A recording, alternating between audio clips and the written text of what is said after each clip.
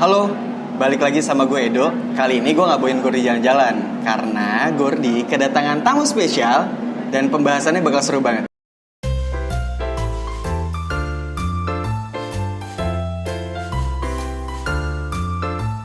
Diperkenalkan dulu mas, namanya siapa mas?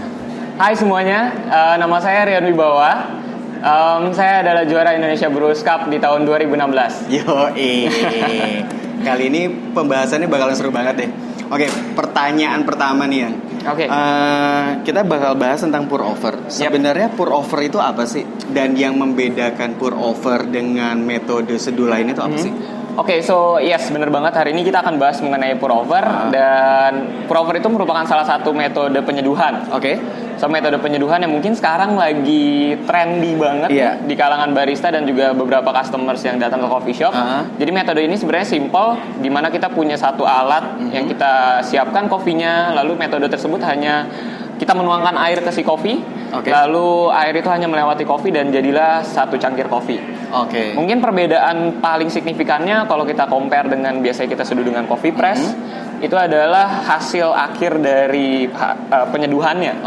Dimana biasanya kalau saya sendiri kalau nyeduh kopi dengan metode pour over, biasanya saya akan lebih dapetin rasa kopi yang lebih clean, lalu clarity kopinya lebih naik. Dibandingkan kalau misalnya kita pakai French press, adalah karakteristik kopi yang di highlight itu biasanya dari body dan flavor. Jadi balik lagi sebenarnya ke preference customers yang datang dan juga barista-baristanya ini sukanya yang mana sih? Siap. Nah, gue yakin banyak juga yang penasaran aspek paling penting dan yang paling utama deh sebelum lu memulai untuk menyeduh dengan cara pour over itu apa sih? Pertama-tama mungkin kalau misalkan kita dapat salah satu kopi yang mungkin kita belum tahu sebelumnya, paling gampang adalah mencoba menyeduh kopi tersebut terlebih dahulu dengan default recipe yang mungkin biasanya kita sering coba sehari-hari. Apapun itu. Nah, akhirnya kita tahu karakteristik kopinya dulu nih. Baru nantinya kita bisa mengulik lebih jauh potensi kopi ini seperti apa dan apa yang harus kita rubah. Gitu. Nah terus kalau untuk rasio air yang ideal versi lu tuh kayak gimana sih? Berapa sampai berapa rasio? Memang sering banget ya kita nemuin kalau misalnya kita datang ke coffee shop biasanya langsung ditanya ya, baristanya rasionya berapa nih cara pembuatannya. Untuk rasio sendiri bagi saya sendiri adalah saya sering banget mencoba 1:15. Tapi itu nggak menutup kemungkinan untuk mengganti sisi dari rasio air yang kita pakai. Jadi rasio air dan kopi itu nggak stuck kayak 1:15 itu yang paling oke. 1:15 itu pokoknya kita nggak bisa bermain di luar 1:15. Ternyata nggak juga. Saya sempat mencoba menyeduh satu kopi itu dengan rasio 1:12. Tapi parameter lain yang bisa kita rubah sehingga hasil dari seduhan kita atau hasil dari kopi yang kita seduh itu menjadi lebih perform, lebih enak dibandingkan mungkin kita pakai rasio yang 1:15. Berarti secara nggak langsung jangan jadiin 1:15 itu sebagai pakem utama lah. Setuju banget. Jadi istilahnya setiap gramasi kopi yang kita pakai pasti ada cara atau rasio yang paling tepat untuk kita bisa menyeduh kopi tersebut jadi sesuai dengan ekspektasi kita biasanya. Oke guys, so setelah kita tadi membahas soal water ratio, so di sini saya udah siapin 2 kopi yang sama dengan gilingan yang sama, tapi kita akan mencoba menyeduhnya dengan rasio yang berbeda. Jadi yang pertama ini kita akan mencoba memakai rasio 1:15 dan yang kedua kita akan mencoba memakai rasio 1:18. Jadi kuantiti airnya akan berbeda ya. So kita coba, nanti kita akan taste bareng-bareng. Apa sih bedanya dari rasio yang berbeda? So di sini saya akan mencoba menyeduhnya pakai dripper Time War. Jadi ini dripper yang cukup familiar juga, bisa kita pakai juga di rumah untuk kita menyeduh si kopinya. Ini 15 gram. Langsung kita coba seduh.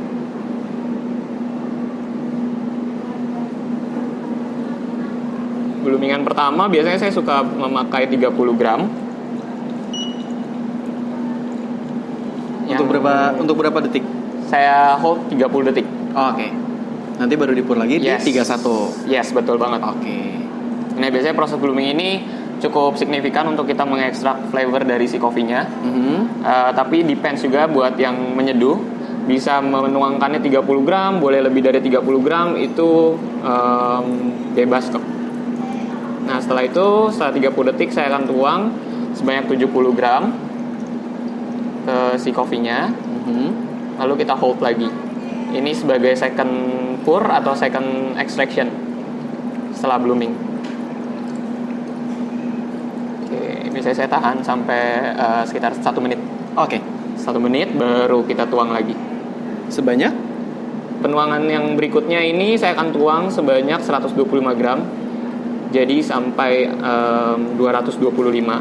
Oke. Jadi akan membuat extraction atau rasionya ini jadi 1:15.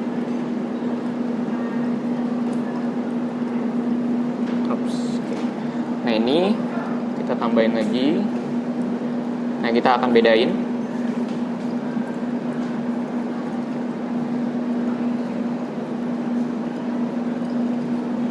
Jadi 1:18. Kita tuang sampai 320.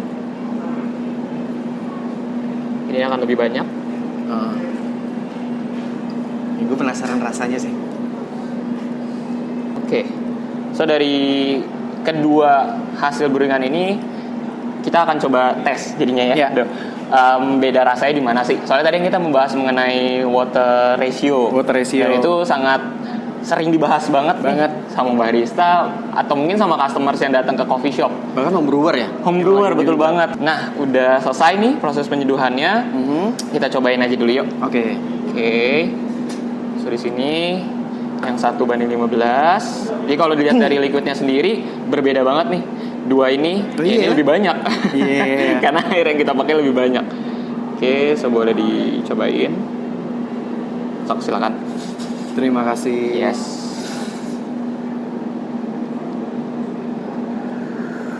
Oke. Kita cobain.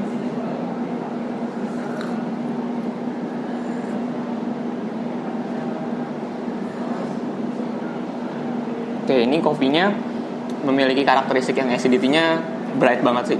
Jadi pada saat kita coba minum, itu langsung berasa banget acidity-nya di lidah kita di bagian belakang kiri kanannya. Nah, tasting notes-nya dari kopi ini dibilangnya di back-nya itu ada blackcurrant. Saya sih merasakan sedikit tasting notes seperti blackcurrant after taste-nya. Nah, ini unik. Ini yang 1:15. Nah, sekarang kita coba yang 1:18 yuk. Kita coba compare, kopinya sama,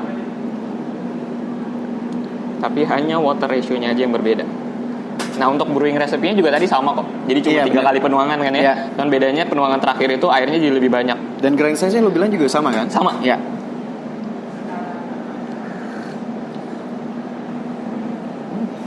Jauh ya bedanya ya. Iya. Yang 1:18 ini jadi kayak under extract kalau bisa dibilang.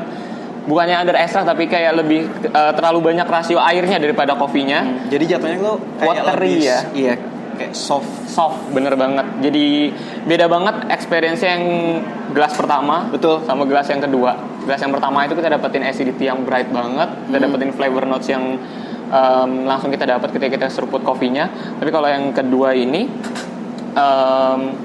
jadi kayak kurang berasa flavor yang kita dapat dari kopinya. Tapi endingnya gue ketemu rasa manis di yang kedua. Yes, yang kedua ini ya intensitas rasanya tuh jadi berbeda ya. Iya. Kayak ini nih intensitasnya ini jadi low banget.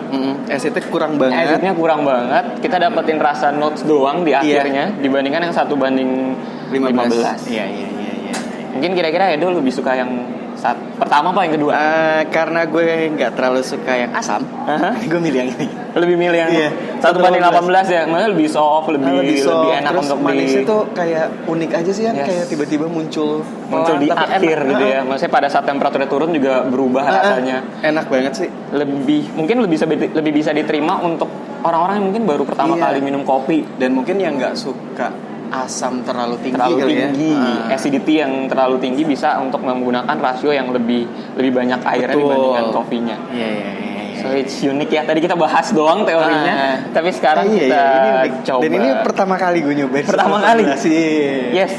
So itu uniknya kalau saya bisa bilang soal manual brew adalah kadang-kadang kita udah mungkin satu informasi yang kita dapat, kita berpikir itu yang paling ini yang paling oke, tapi ternyata kadang-kadang enggak. Mungkin tadi ada juga udah sharing, dia sukanya yang 1:15 dulunya ya, nyeduh 1:15. Jarang untuk nyobain 1:18, tapi sekarang nyobain 1:18 malah lebih suka yang 1:18 ya. Kayak gitu. Oke, sekian dulu seri pertama dari ngobrol-ngobrol kita bareng Rian Wibawa. Jangan lupa subscribe, stay tune untuk yang berikutnya. Stay tune. Dah.